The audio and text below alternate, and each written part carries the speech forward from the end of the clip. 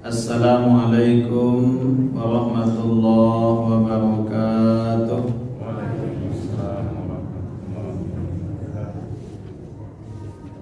Alhamdulillahirabbil alamin allazi an'ama alaina bi ni'matil iman wal islam.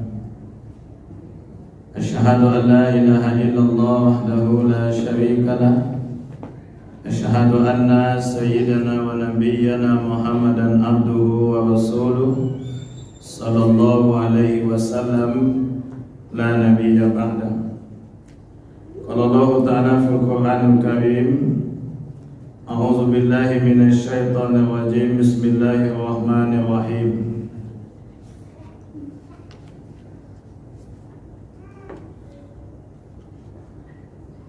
Hatta iza atau ala wadim namli qalat namlatu ya ayyuhan namlu udkhulu masakinakum la yahtimannakum Sulaimanu wa junuduhu wa hum la yash'urun.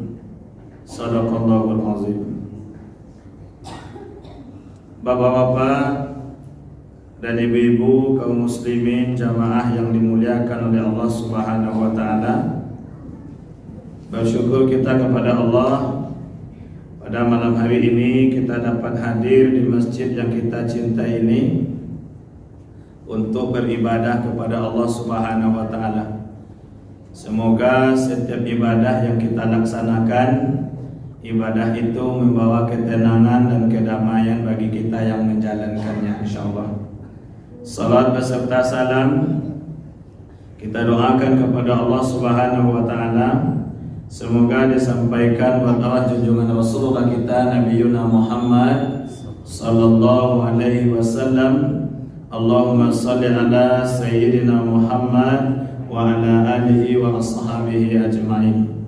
Mudah-mudahan dengan selalunya kita berselawat yang kita doakan kepada Allah, atas izin dari Allah Subhanahu wa taala disampaikan buat Nabi kita Muhammad sallallahu alaihi wasallam, dan dengan salat itu di hari kiamat nanti kita mendapat syafaat pertolongan dari Nabi kita Muhammad sallallahu alaihi wasallam. Amin ya rabbal alamin. Bapak dan Ibu kaum muslimin jamaah yang dimuliakan oleh Allah Subhanahu wa taala, pada malam hari ini kita ingin sampaikan surat An-Nahl, surat yang ke-65, surat yang ke-16, ayat yang ke-68. Kata Allah Subhanahu wa taala, wa auha rabbuka ilan nahli anittakhidhi minal jibali buyuta wa minasy syajari wa mimma ya'rishun.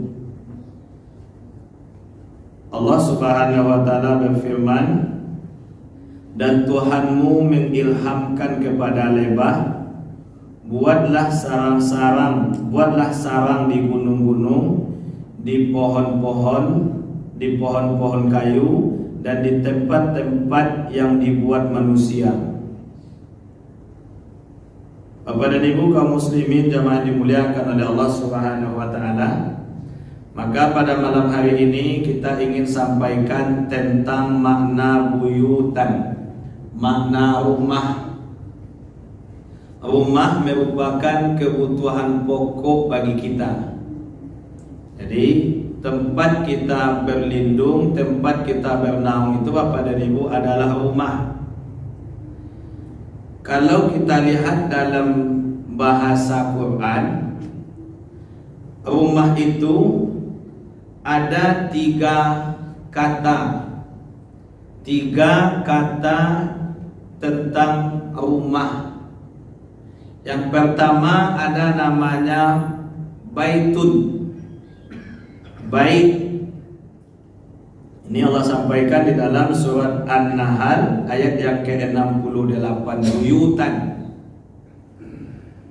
Artinya apa Bapak dan Ibu? Baitan itu artinya adalah tempat bermalam, dari kata bata. bata, sehingga ada bahasa Arabnya namanya mabit. Mabit di Mina, itu artinya bermalam di Mina. Jadi bata, baitan itu artinya malam, tempat kita bermalam. Jadi rumah artinya Bapak dan Ibu adalah tempat bagi kita untuk bermalam. Kemudian Bapak dan Ibu jangan dimuliakan oleh Allah Subhanahu wa taala, setelah kita letih di siang hari bekerja, maka kita akan berkumpul di rumah kita. Maka kita akan bermalam di rumah kita. Itu namanya bata, dari kata bait. Kemudian juga kata bait ini berlaku untuk semua makhluk, tidak manusia saja. Bahkan lebah pun kata Allah di dalam surat An-Nahl ayat yang ke-68 ini, Allah juga menggunakan kata Allah Subhanahu wa taala, wa auha rabbuka ilan nahli anittakhizi minal jibali buyuta. Dan Allah mengilhamkan kepada lebah untuk menjadikan gunung-gunung itu sebagai buyuta, sebagai sarang atau sebagai tempat bermalam. Jadi baitan Bapak dan Ibu, buyutan itu jamaknya. Jadi baitan juga untuk manusia, baitan rumah juga untuk makhluk yang lain. Dalam surat An-Nahl ini adalah untuk lebah. Jadi lebah punya rumah, manusia juga punya rumah. Bapak dan Ibu jangan dimuliakan oleh Allah Subhanahu wa taala. Lebah dia punya rumah, namanya dia baitan, tempat bermalam, sedangkan kita bermalam itu hanya untuk menghilangkan keletihan dan kelelahan di rumah itu. Allah menjelaskan di dalam surat Al-Ankabut bahwa seburuk-buruk rumah adalah rumah laba-laba.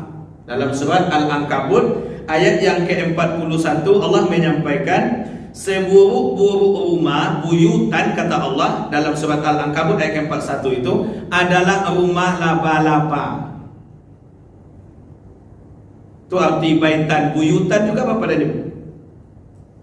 Kalau kita lihat, kenapa rumah laba-laba itu rumah yang paling buruk kata Allah? Al-Ankabut ayat yang ke-41. Ternyata kalau kita lihat Bapak dan Ibu jangan dimuliakan oleh Allah Subhanahu wa taala, orang membuat rumah mereka adalah gunanya untuk berlindung. Tapi kalau laba-laba yang membuat rumah Bapak dan Ibu jangan dimuliakan oleh Allah Subhanahu wa taala, dia bukan tempat berlindung. Kalau nyobek rumah laba-laba kok kalau nyok panas, kalau hari nyok panas, kalau hari nyok kangen kok. Kalau hari hujan nyok kehujanan puluh. Itu dah laba-laba. Nyok membuat rumah, kalau awak tujuannya kan untuk berlindung, tapi kalau laba-laba enggak. Nyok punya rumah, kalau hari angin nyok angin lo, kalau hari hujan nyok kehujanan puluh. Itu rumah laba-laba. Yang dijelaskan oleh Allah di dalam surat Al-Ankabut ayat yang ke-41, namanya labaitul ankabut, seperti rumah laba-laba. Rumah yang seburuk-buruknya kata Allah itu seperti rumah laba-laba, tidak memberikan keteduhan kepada orang yang ada di dalam rumah itu. Bapak dan Ibu jangan dimuliakan oleh Allah Subhanahu wa taala. Kemudian kenapa rumah laba-laba itu rumah yang paling buruk? Yaitu yang kedua, laba-laba itu kalau membuat rumah Bapak dan Ibu jangan dimuliakan oleh Allah Subhanahu wa taala, inyo rumahnya itu menjadi perangkap deh inyo. Rumah laba-laba Bapak Ibu kalau kita cari inyo menjadi perangkap deh laba-laba kau tadi. Sedangkan orang yang membuat rumah itu dia selamat dari perangkap itu. Tak nyo jadikan rumah itu sebagai perangkap. Kok kadang-kadang ada di dalam rumah itu Bapak Ibu menjadi perangkap narkoba. Di dalam rumah tu nyo membuat narkoba, di dalam rumah tu nyo membuat maksiat, di dalam rumah tu nyo menjadikan pelacuran. Pelacuran terselubung di rumah-rumah. Ada homestay sengaja dibuat di pinggiran-pinggiran wisata tu Bapak Ibu untuk membuat maksiat itu. Orang yang mengizinkan tempat maksiat tu nyo mendapat dosa dari tempat maksiat yang terjadi itu Bapak Ibu. Itu namanya rumah laba-laba, menjadi perangkap. Di situ tampil narkoba, di situ tampil maksiat, bahkan di rumah tu dijadikan sebagai tempat perbuatan dosa dan maksiat. Apalagi kini sengaja dibuat rumah Bapak dan Ibu, tempat-tempat menginap di tempat-tempat wisata yang kadang-kadang kita tidak tahu rumah itu, orang yang datang untuk tinggal dan untuk berdiam, untuk rekreasi di rumah itu. Itu orang yang membuat rumah dapat dosa, orang yang mengizinkan terjadinya rekreasi itu pun juga mengalir dosanya kayaknya. Atau rumah laba-laba Bapak dan Ibu jangan dimuliakan oleh Allah, maka Allah katakan rumah laba-laba itu rumah yang seburuk-buruknya. Kata Allah di dalam surat Al-Ankabut ayat yang ke-41, Labaitul Ankabut. Kemudian yang ketiga Bapak dan Ibu, kalau kita cari rumah laba-laba itu, menurut penelitian, yang membangun rumah laba-laba, yang membangun rumah itu Bapak dan Ibu adalah laba-laba betina yang badannya besar. Inyo yang membangun rumah itu Bapak dan Ibu. Kalau yang jantannya hanya mencari saja.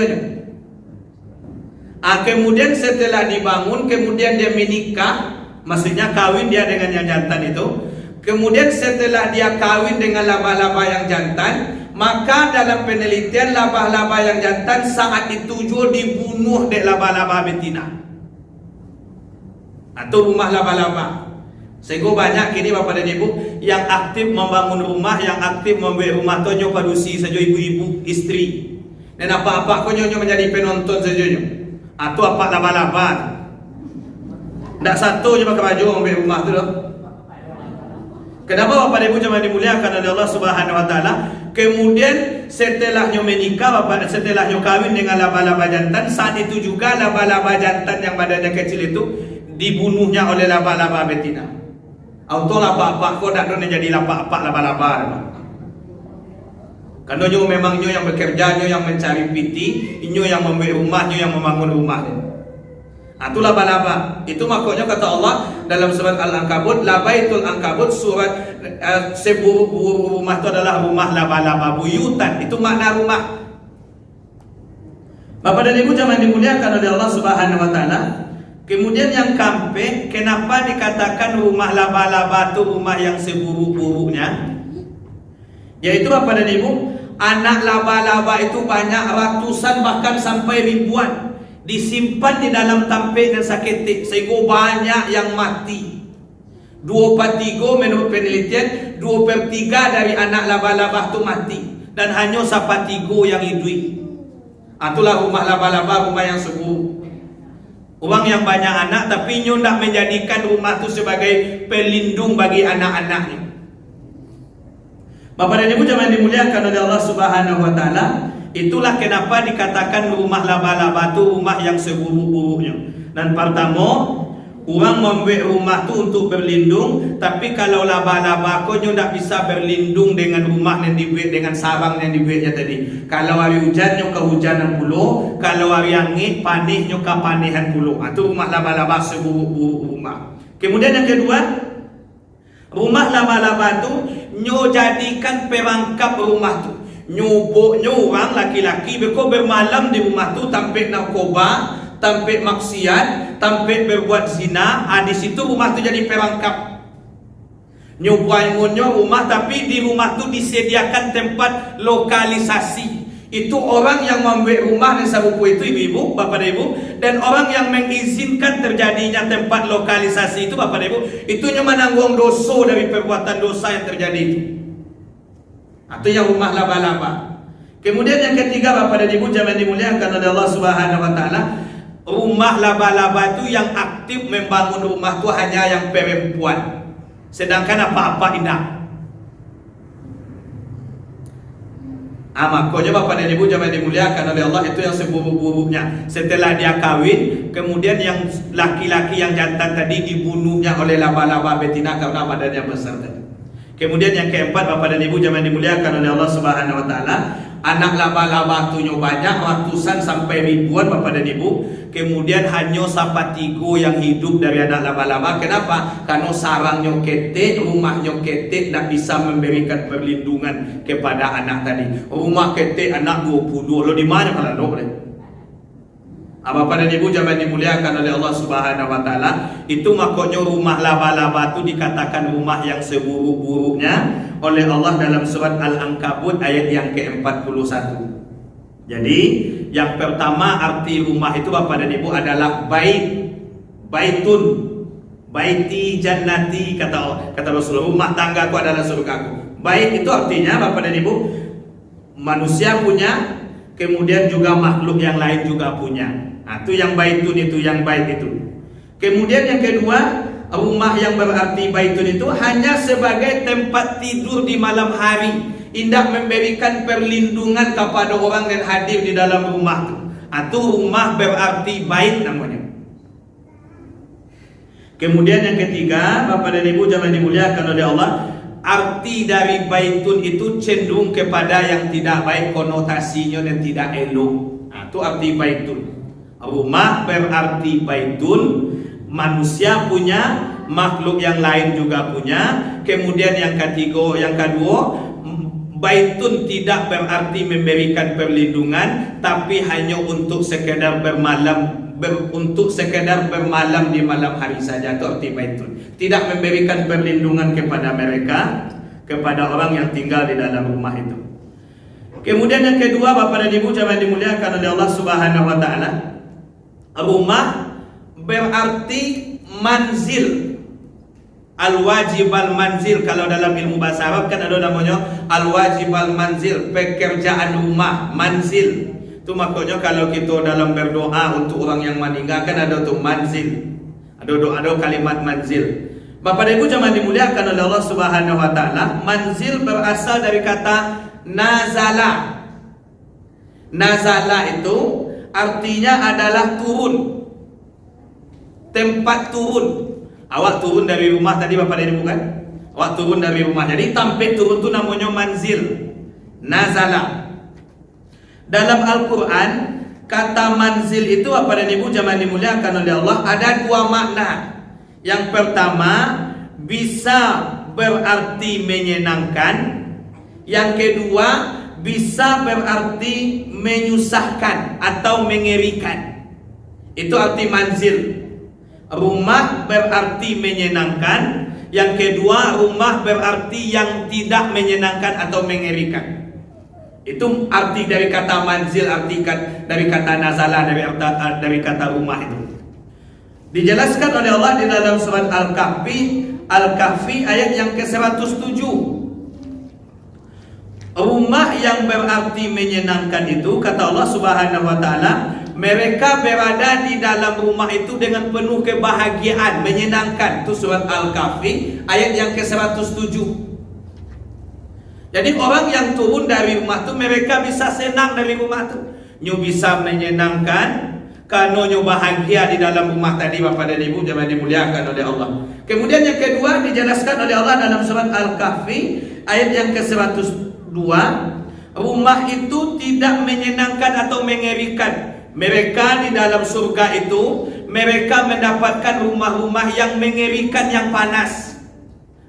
Kenapa Bapak dan Ibu jangan dimuliakan oleh Allah Subhanahu wa taala? Di dalam neraka itu ada rumah yang mengerikan, yang panas itu. Jadi rumah tidak berarti menyenangkan bagi mereka.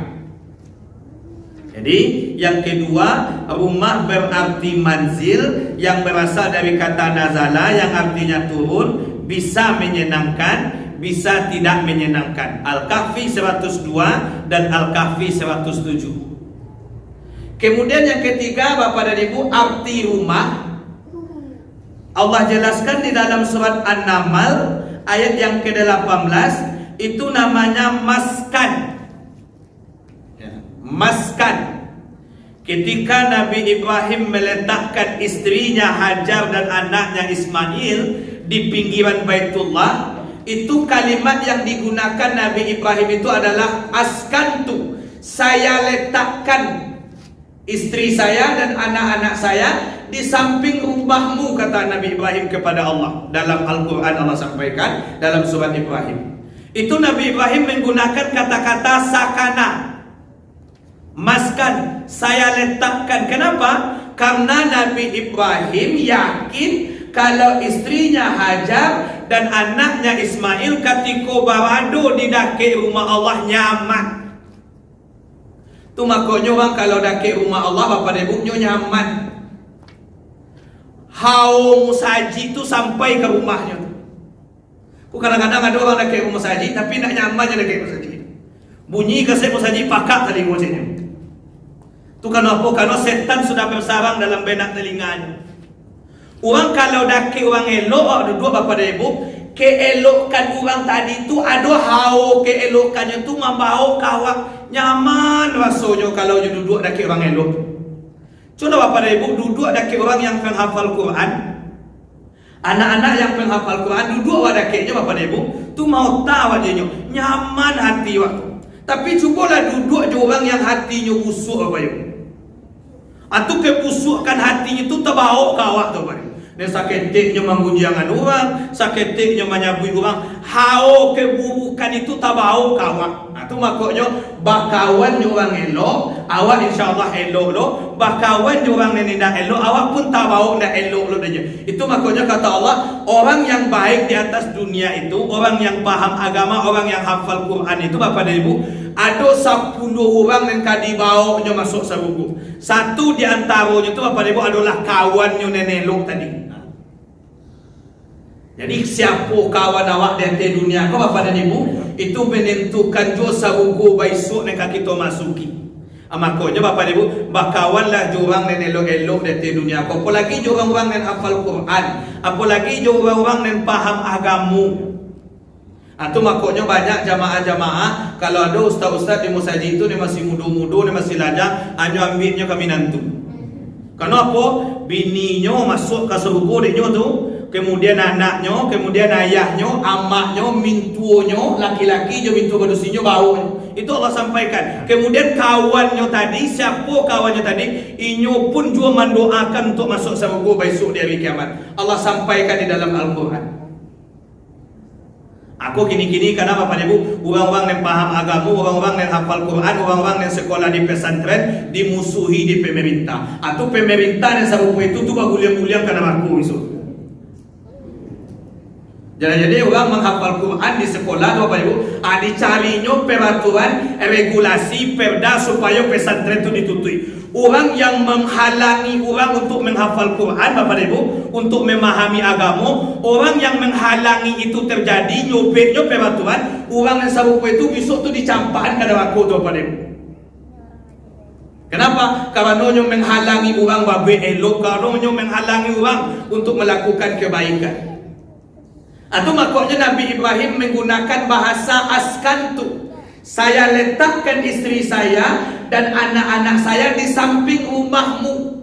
Atau makanya orang kalau dakik musaji rumah Bapak Ibu, nyo sanang. Ko hujan gerimis nari nyo bisa ya nyo di bawah cucuan-cucuan atau nyo sampai ke musaji.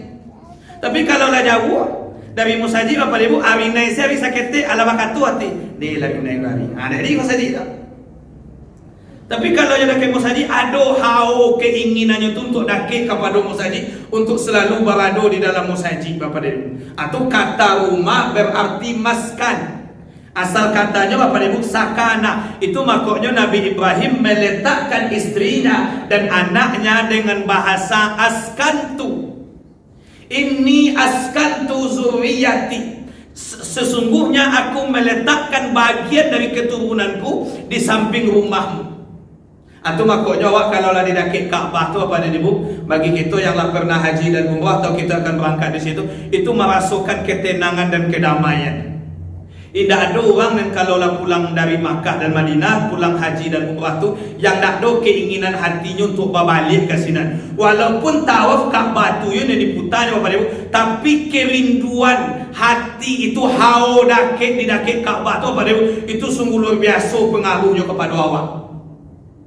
Itu makanya hikmahnya Bapak dan Ibu, pandai-pandailah kita mencari kawan, pandai-pandailah kita mencari teman di dunia aku. Karena teman itu, kawan itu juga akan menentukan kita akan mendapatkan masuk rahmat, mendapatkan rahmat Allah, masuk surga atau tidak besok. Karena doa dari orang nenek lupa Bapak Ibu, itu salah satu penyebab awak untuk masuk ke surga Allah Subhanahu wa taala. Jadi kau dapat kawan-kawan tu dipilih-pilih lah kawan. Aja sampai kawan tu kadang-kadang samunya, kadang-kadang kawan pajudi jatuh je dia awak, kawan pampu aduh je dia awak, kawan pagunjiang aduh je dia awak, kawan orang nenelo aduh je awak. Campur sesado halal haram hantam terus. Hati gote, halal jadi yo, haram jadi yo, hantam tahu kecil Allah. Kenapa Bapak dan Ibu? Nen halal karajonyo, nen haram bakarajonyo. Aduh tampek maksiat, bakawan lo juga seru itu. Asupo beko pikiran wak tampek maksiat dulu. Bapak dan Ibu jangan dimuliakan oleh Allah Subhanahu wa taala. Allah sampaikan di dalam surat An-Naml ayat yang ke-18, ketika Nabi Sulaiman lewat di sebuah lembah namanya Wadi Namlah.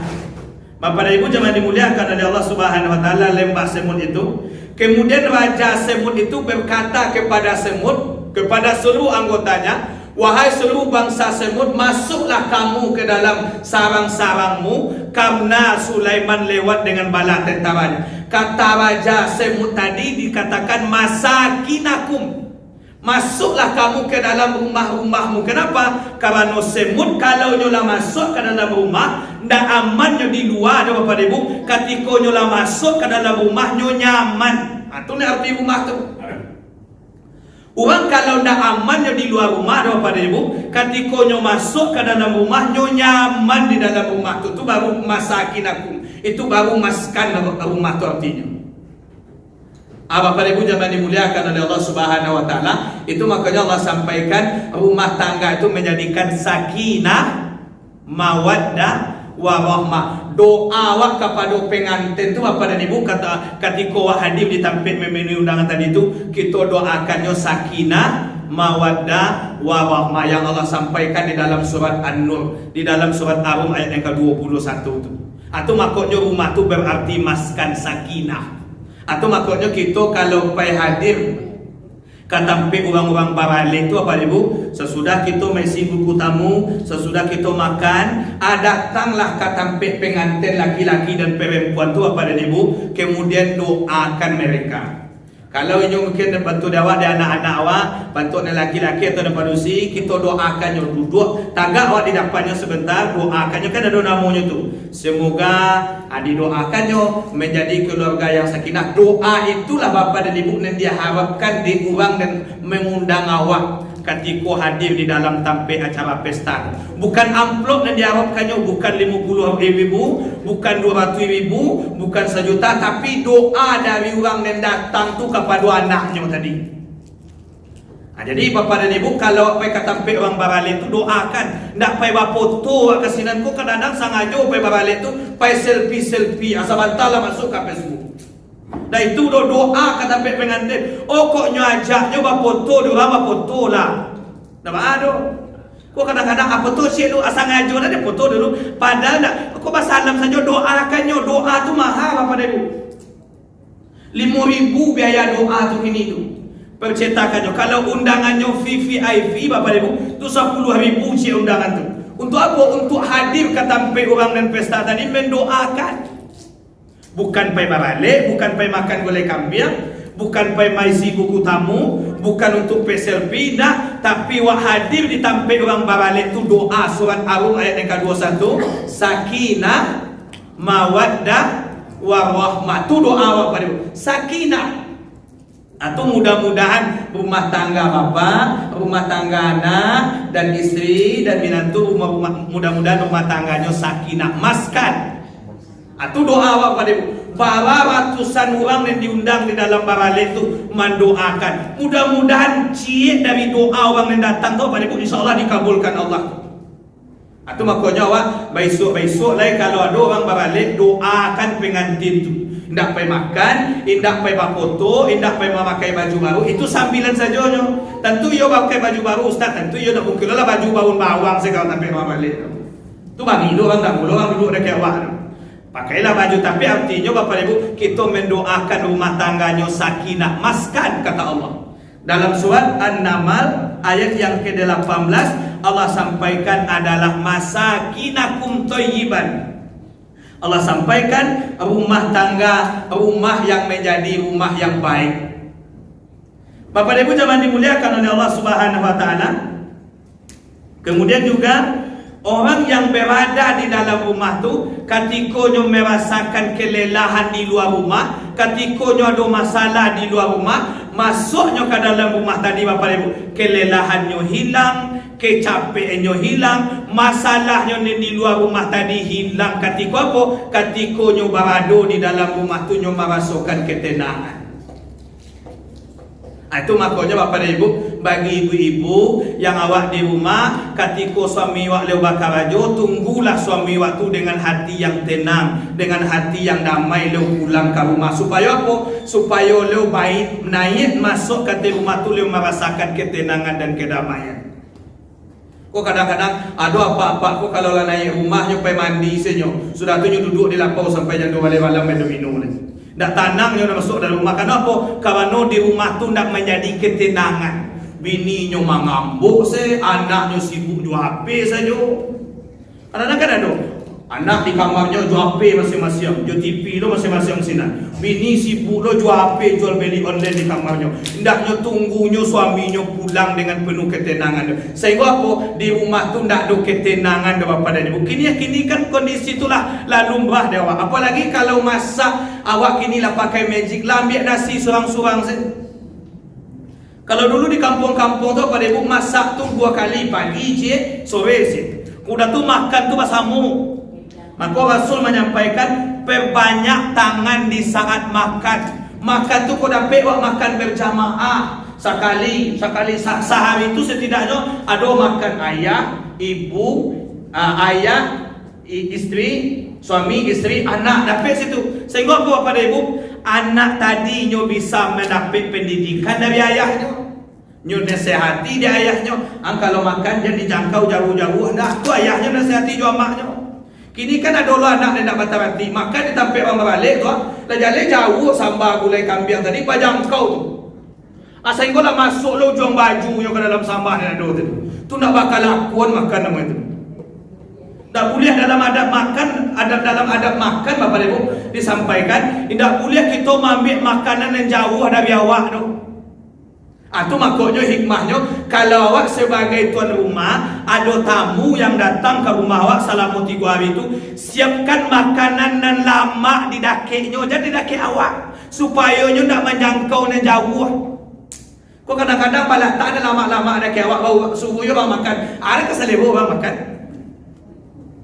Padahal Nabi Ibrahim Bapak dan Ibu jemaah dimuliakan oleh Allah Subhanahu wa taala, ketika tamunya tadi alun duduk tamunya tadi dalam adab bertamu mau sampaikan, alun duduk tamunya tadi Bapak Ibu nyola membawakan panggang anak sapi yang hangat untuk tamunya tadi. Dan bertamu itu paling lama boleh 3 hari je. Tak boleh awak lama-lama di rumah tu sana tu. Kenapa? Beko nak bebasnya. Yang ada di rumah tu suami, isteri, anak. Kalau nyo di rumahnya saja bisa saja nyo. Kalau suami tadi, ayah tadinya pakai awai itu di rumahnya. Tapi kalau ada adik atau dusanaknya atau dusanak istrinya tak nyaman dah. Mungkinnya pakai celana panjang atau pakai kesona, mungkinlah nyo dalam rumahnya. Nyo ni membeli rumah seorang tapi nyo nak nyaman di rumah tu apa dia? Atau makanya adab bertamu tu paling lama 3 hari. Selama 3 hari tu pada ibu tak boleh tanya-tanya ke tamu tu. Hidangkan makanan dan buih ke nyo. Walaupun awak ke rumah dusanak awak sendiri. Tapi kalau dah 3 hari, atunya bayi tanya oleh apa tujuan ke situ. Ditanya. Dan awak pun kalau bertamu ke rumah orang tak boleh lebih dari 3 hari itu. Tak nyaman, resah orang tu beko. Beko tangga-tangga pintu kena kakinya beko. Awak akan makannya situ. Atau kamu menyampaikan Bapak Ibu jemaah dimuliakan oleh Allah Subhanahu wa taala. Kok duduk awak bersama tu suami, istri, kemudian anak. Anak-anak tadi bisa ditanya, masalah tadi di sekolah. Masalah di tempat kerja bisa dinasihati di ayahnya.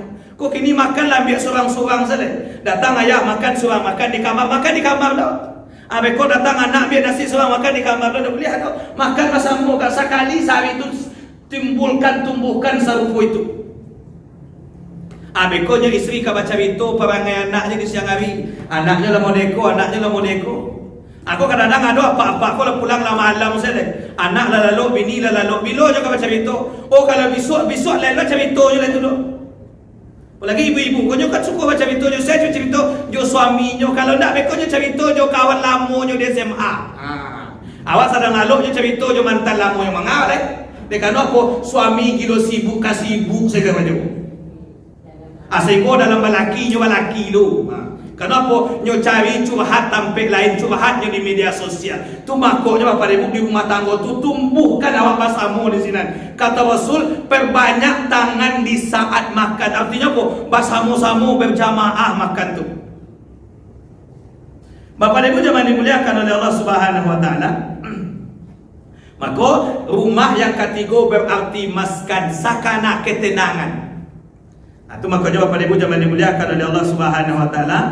Orang yang di dalam yang di atas dunianya, kata Nabi disampaikan, barang siapa yang salat 12 rakaat salat sunat di setiap harinya, maka Allah akan membangunkan rumah baginya di surga.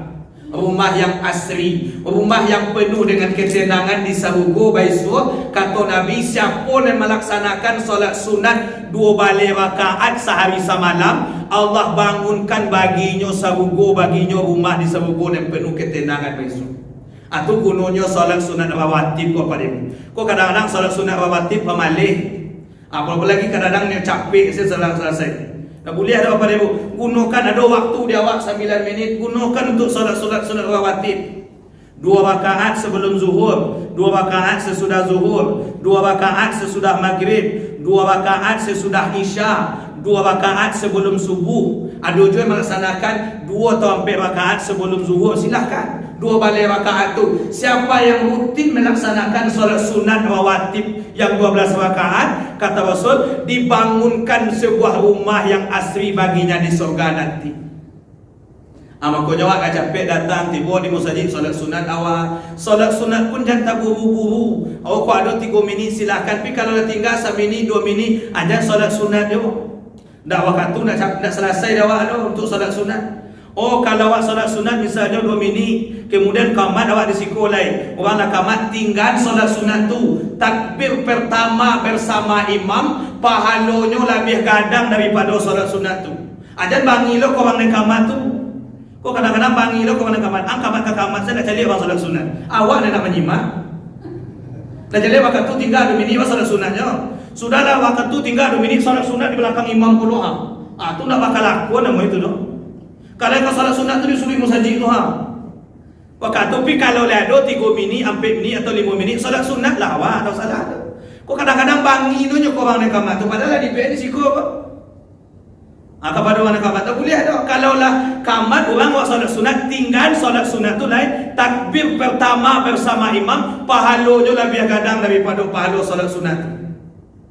Pahala solat sunat dapat, kemudian takbir pertama bersama imam pun dapat dia awak. Itu maka kata Rasul, siapa yang selalu melaksanakan solat sunat 12 rakaat, dibangunkan baginya sebuah rumah yang asri di surga nanti. Kemudian juga dalam hadis yang lain disampaikan, siapa yang membangun masjid di dunia, Allah akan membangunkan sebuah rumah baginya di surga. Itu makanya Bapak Ibu, kau ada kegiatan-kegiatan di masjid awak datang. Awak membangun masjid, kami dah berpiti Ustaz, antar makanan untuk orang yang gotong royong di masjid itu. Itu samanya membangun masjid itu. Tak bisa awak gotong royong awak. Kalau lewat piti awak 10 juta, agiankah ke masjid itu membangun masjid.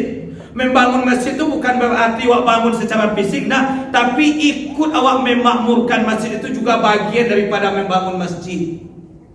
Gotong royong orang di masjid, gotong royong. Kau kadang-kadang labalatui mik di masjid untuk memanggil gotong royong dan datang itu ke itu je. Alasan sibuk je bilo ya kau membangun masjid lah. Makanya Bapak Ibu jangan dimuliakan oleh Allah Subhanahu wa taala.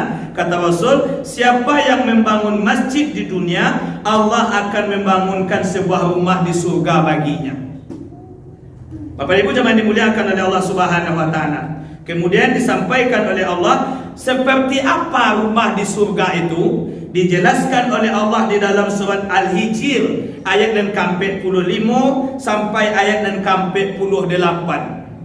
Seperti apa ciri-ciri rumah di surga? Yang pertama, kata Allah dalam surat Al-Hijr ayat yang 45 sampai ayat yang 48, ciri-ciri rumah di surga itu, yang pertama, mereka masuk ke dalamnya salaman aminin, nyu tanang masuk ke dalam rumah tu amannya. Itu ciri-ciri rumah di surga Bapak Ibu.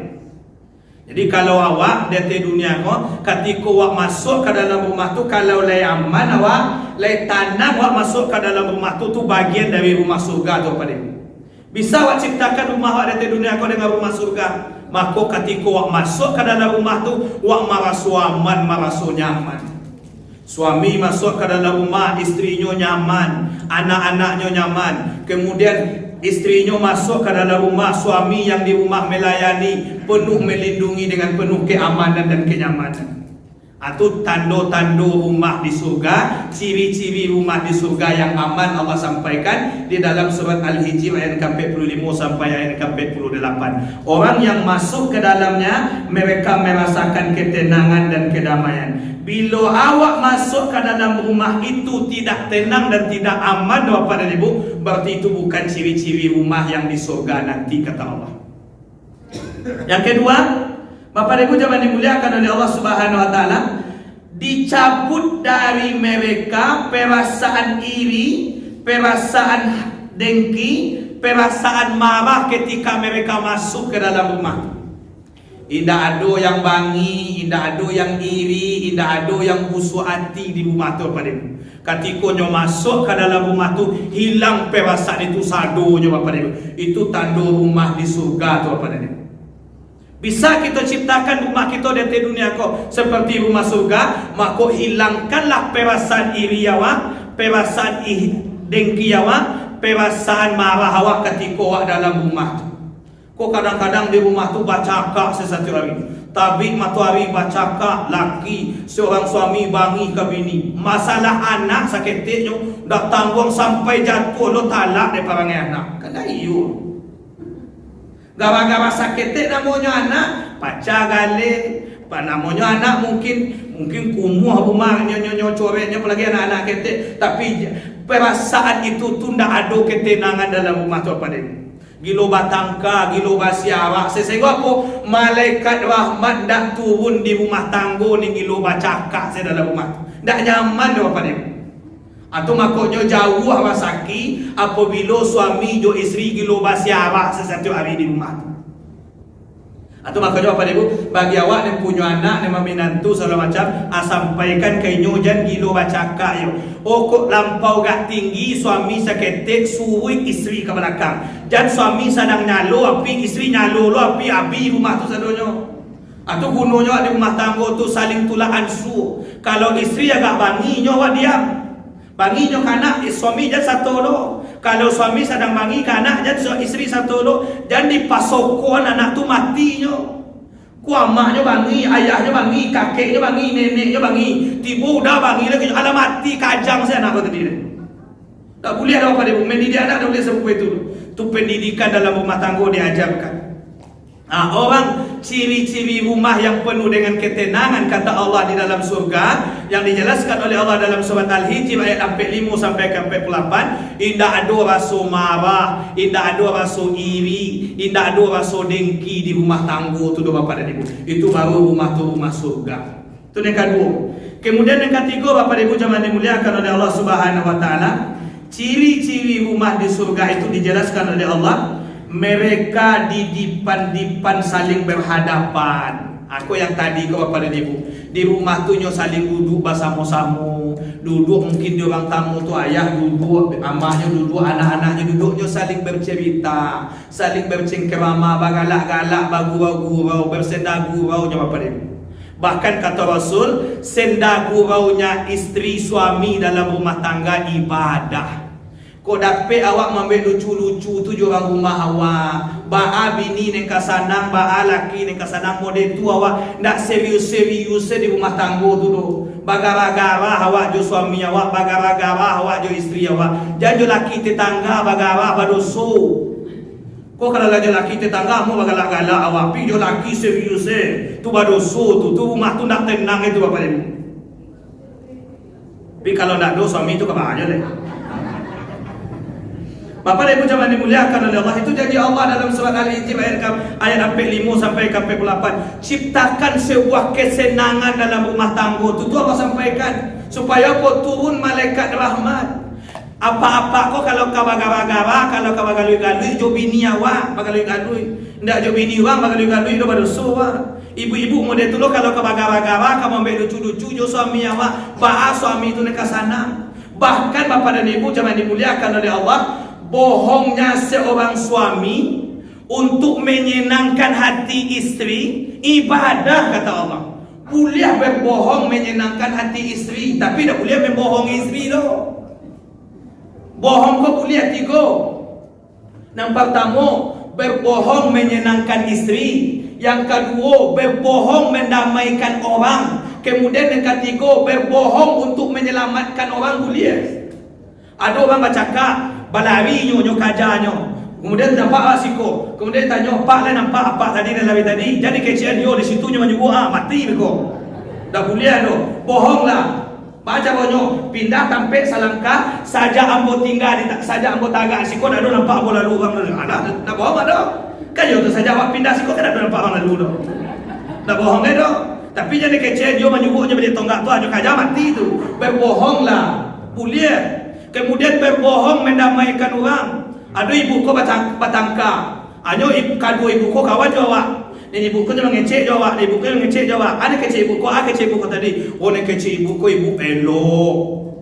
Ibu penyabar, ibu penyayang. Padahal dah begitu tadi dok. Ada kecek ibu ko, ada kecek ibu ko. Oh ibu pemaaf. Jadi keceknya sebenarnya kalau kecek bahasa apa tinju je beko. Sampai dah baca dah bakawan je doh. Ni usamu saji je tapi dah bakawan dah dulu seperti itu. Bapak ibu, lain je ibu ha. Kau dah bisa orang ngecek dah. Ada ibu jawab tu nak tahu nombor tu doh. Kau ada orang samu saji dah bakawan dah bapak ibu, atu nak masuk surga je situ doh. Ada tu Pak Haji ya. Tu kecek Pak Haji sini tu ada je dia. Ampun ada nombor nyampe saja.